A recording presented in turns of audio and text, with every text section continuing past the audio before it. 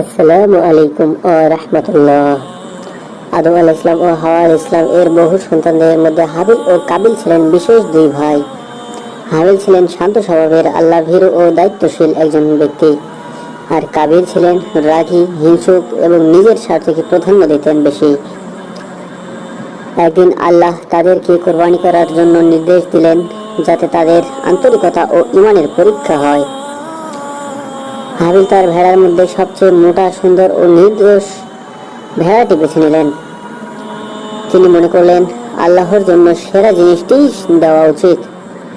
অন্যদিকে কাবিল তার ক্ষেতের শস্যের মধ্যে সবচেয়ে নষ্ট ও নিম্নমানের ফসল নিয়ে এলেন। তার মনে ছিল না কোনো আন্তরিকতা, বরং শুধু আনুষ্ঠানিকতা। দুই ভাই তাদের কোরবানি আল্লাহর উদ্দেশ্যে পেশ করলেন।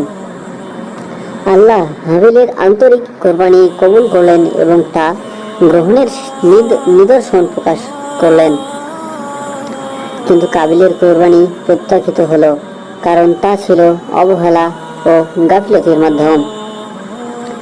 এতে কাবিলের মনে প্রচন্ড হিংসা, রাগ ও ঈর্ষান্বিত জন্ম নিল। সে ভাবতে লাগলো, কেন আমার কোরবানি কবুল হলো না, অথচ আমার ভাইয়েরটা কেন কবুল হয়ে গেল। ক্রমে ক্রমে তার মনে ভাইয়ের প্রতি হিংসা এতটা বাড়লো যে সে তাকে হত্যা করার জন্য চিন্তা করতে লাগলো। হাবিল তাকে শান্তভাবে বললেন, আল্লাহ তো শুধু মুত্তাকিদের কোরবানি কবুল করেন।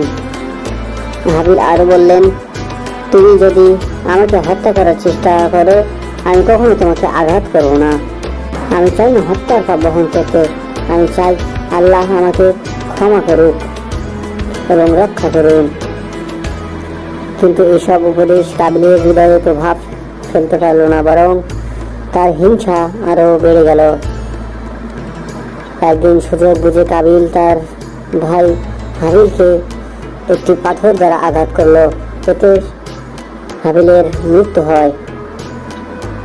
এটি ছিল মানব ইতিহাসের প্রথম খুন, যা পৃথিবীকে কাঁপিয়েছিল। হত্যার পর কাবিল দিশেহারা হয়ে পড়ল। সে জানতো না মৃতদেহ কোথায় রাখবে, কিভাবে রাখবে। তখন আল্লাহ একটি কাক পাঠালেন, যে আরেক মৃত কাককে মাটি চাপা দিয়ে শিখিয়ে দিল কিভাবে দাফন করতে হয়। কাবিল তখন গভীর অনুতাপ করল, কিন্তু তবুও তার অপরাধ ক্ষমাযোগ্য হয়নি। প্রিয় বন্ধুরা, আজকের পর্বটি এখানেই শেষ করছি। পরবর্তী পর্ব দেখতে চ্যানেলটিকে সাবস্ক্রাইব করতে ভুলবেন না যেন।